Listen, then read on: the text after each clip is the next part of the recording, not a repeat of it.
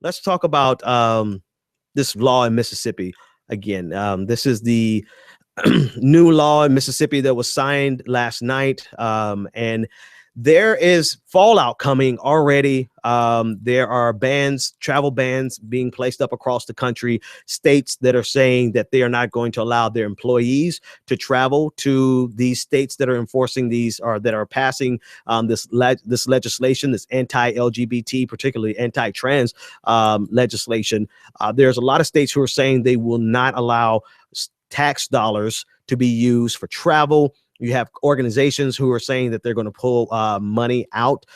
There's Nissan has a huge plant in Jackson, Mississippi, and there's questions of whether or not the plant is going to take some type of economic action and go as far as even removing itself from Mississippi. That's a huge decision because it is a huge plant, and I think they employ like thousands of people right there in Jackson. So that would be a tremendous hit to their economy. But it boils down to the same fundamental question that we've been discussing on this show. The question of, well, let me just go to the superficial question, and then we'll go to the nuanced question underneath. The superficial question is, should I be able to not provide services to people because of my religious belief? And the funny thing about this law, if there is such a thing about, funny, the inside this law, it does not just prevent give people the ability to not serve you based on their religious values, and because you're gay, lesbian, bisexual, transgender, queer, or whatever. They also have the right to deny you their services if you are having sex outside of marriage. So they got a big problem in Mississippi now.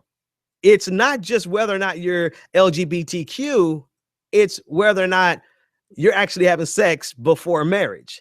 And now if you're having sex before marriage, people can deny you services across the board without fear of ramifications, without fear. So the question is, though, the implementation of this law, you're going to find that no one is going to be asking, are you guys not married and you're having sex? Nobody's going to be asking that question.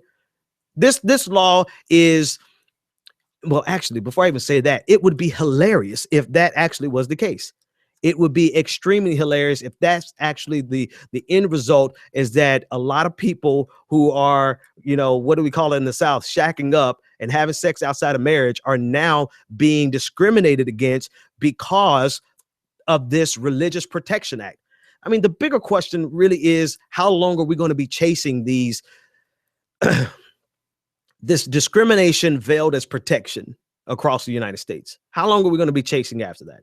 We've been chasing after it for a very long time, and it seems to be expanding further and further and further. Every time there's a new protection or a new right that's respected, it seems to be a state who's willing to go that much further to allow themselves to discriminate.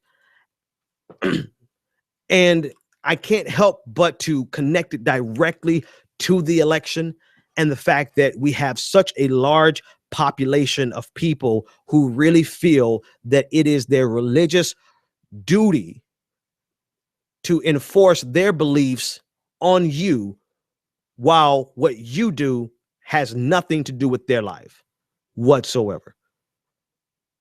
Just your mere presence, just the fact that I think that you are a lesbian couple, therefore I should be able to turn you down from eating in my restaurant, turn you down from getting a cake baked, getting pizza for your wedding, if you remember the Indiana case, from whatever services you provide. I should be able to discriminate you against you because of my religious beliefs. And so now we're taking our religious beliefs and inserting them into the public square, and we're calling it protections, when in actuality it is discrimination, and bigotry just really doesn't sum it up. I don't know. unfortunately, I just don't know.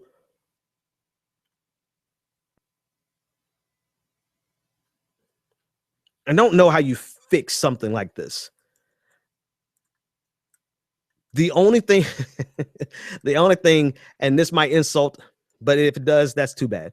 I hear the argument all the time that in the fight for Islam, you need moderate Muslims to lead the fight against fundamentalism in Islam. And I think it's the same case in Christianity. The only way you're going to fight back against this type of bigotry that is still present and spreading across the United States is if you get moderate Christians who are willing to fight fundamentalism in their own religion. And save anything short of that, we're probably going to be doing this cat and mouse game with people's freedoms, with people's liberty, with people's right to live and exist without discrimination and bigotry. We're going to be playing this cat and mouse game where rights are expanded via the Constitution and states find some new way of enforcing and expressing the bigotry that's latent in their religious populations. All right, folks, I know there's a lot of calls coming in, but we have 30 seconds. And in this 30 seconds, I want to thank everyone for joining us tonight. All the callers, thank you for calling in. Make sure you click that subscribe button. Make sure you go over to Patreon. And while you're going, go over to facebook.com/Progressive Army and register, like our page, like the group. Just get connected with us. We'll catch you next time. This is the Benjamin Dixon Show. I'm out. Oh. The Benjamin Dixon Show is only possible with listener support. Go to www.thebenjamindixonshow.com to register for our blog, join the Progressive Army, and support the Benjamin Dixon Show. Crazy mother. If you like this episode, be sure to share, like, and subscribe.